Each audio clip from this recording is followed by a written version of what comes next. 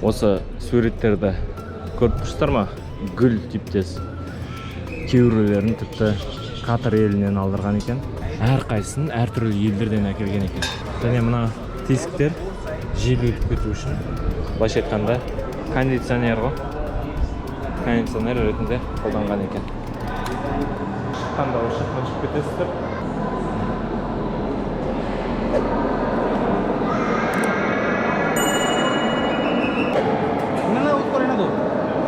Бәрі аяқ киім шешіктізіп жатыр.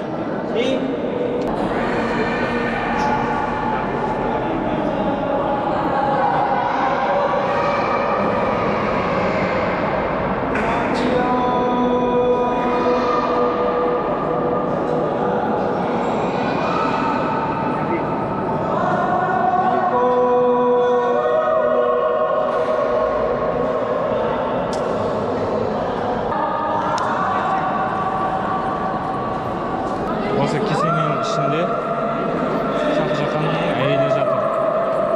Және Шахжахан өлгеннен кейін артынан осы жерге оны да әкеліп жатқызған екен. Мына сыртындағы мармарлардың тастарға цветті жақса, басқа цветке боялады екен.